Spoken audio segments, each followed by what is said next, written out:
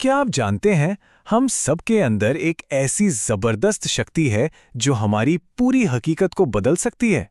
एक ऐसी शक्ति जिसके बारे में ज्यादातर लोगों को पता तक नहीं होता कि वो मौजूद भी है। तो चलिए आज इसी शक्ति की गहराइयों में उतरते हैं। नहीं, ये कोई जादू टोना या कोई फिल्मी बात नहीं है। ये हमारे दिमाग का ही एक सोया हुआ हिस्सा है।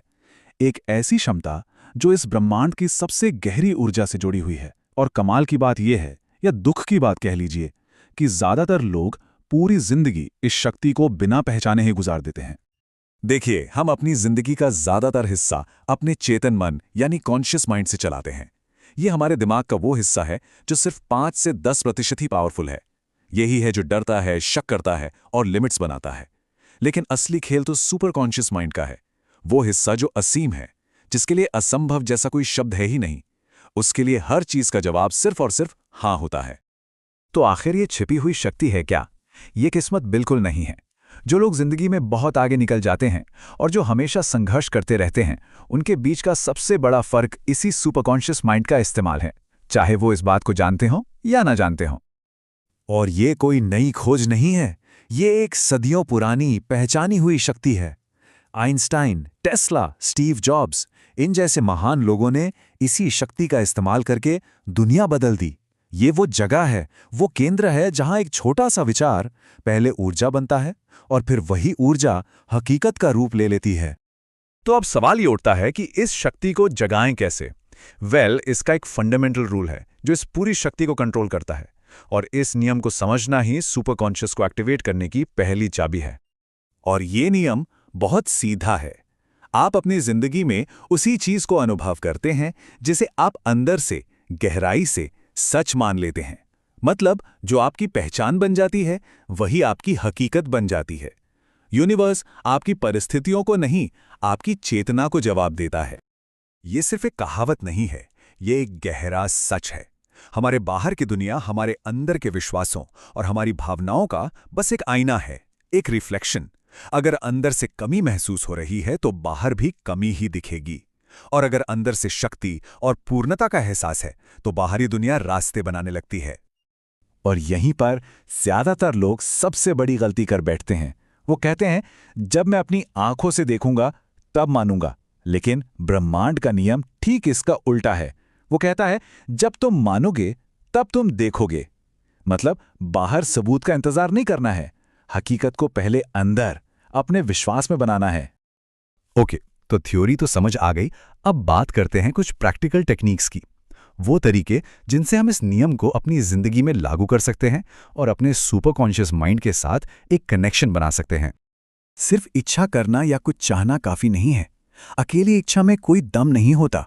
उसे चाहिए भावना की ऊर्जा, विजुअलाइजेशन की स्पष्टता और आभार की फ्रीक्वेंसी। याद रखिए, ब्रह्मांड हमारी भाषा नहीं समझता, वो समझता है वाइब्रेशन यानी कंपन, और हमारी भावनाएं ही वो कंपन है। ये एक बहुत ही सरल लेकिन कमाल की प्रैक्टिस है। दिन में सिर्फ 5 मिनट, ज्यादा नहीं, बस 5 मिनट के लिए अपनी आंखें बंद कीजिए और उस हकीकत में जीना शुरू कर दीजिए जो आप असल में चाहते हैं। उसे महसूस कीजिए, उसकी आवाजें सुनिए, उसकी खुशबू महसूस कीजिए। ऐसा इसलिए क्योंकि हमारा सुपर कॉन्शियस माइंड कल्पना और हकीकत में फर्क नहीं कर सकता। अब ये कोई सुनी सुनाई बातें नहीं हैं, इसके जीते जागते सबूत हैं। जिम कैरी या माइकल फेल्प्स जैसे लोग, उन्होंने पहले उस चीज को अपने दिमाग में जिया, उसे महसूस किया और फिर वो उनकी हकीकत बन गया। उन्होंने पहले अंदर यकीन बनाया, फिर बाहर की दुनिया ने उन्हें वो सब कुछ दे दिया। आभार या ग्रैटिट्यूड, ये एक तरह का चुंबक है। जब हम शुक्रगुजार होते हैं तो हमारा ध्यान क्या नहीं है से हटकर क्या है पर आ जाता है। इससे हमारी एनर्जी पाने की फ्रीक्वेंसी पर सेट हो जाती है। ब्रह्मांड की व्यवस्था थोड़ी अलग है। यहाँ पहले शुक्रिया अदा करना होता है, चीजें बाद में मिलती हैं। ठीक है, ये सब सुनने में तो बहुत अच्छा लगता है, लेकिन एक बहुत बड़ा रोड़ा है रास्ते में। वो है हमारे अंदर की एक नकारात्मक आवाज जो शक पैदा करती है और हमें हमारी सीमाओं में ही कैद रखना चाहती है।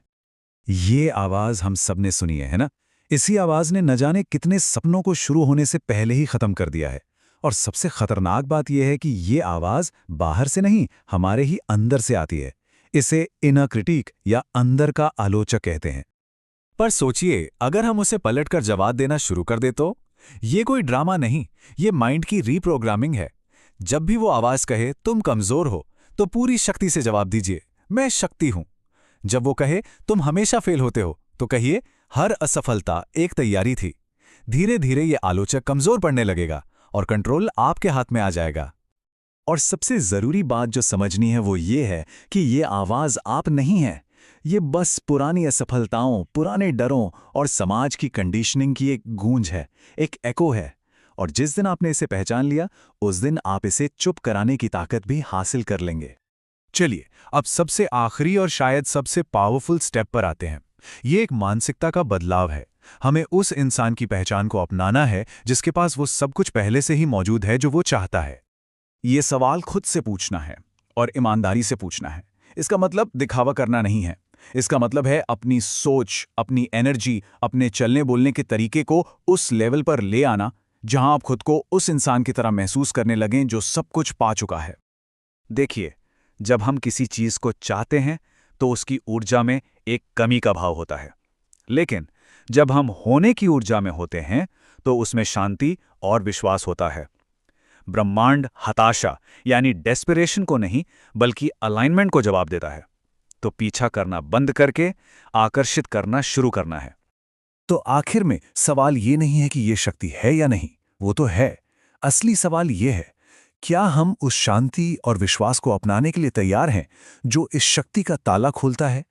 क्योंकि सच्ची शक्ति शोर शराबे में नहीं बल्कि शांत विश्वास में पैदा होती है।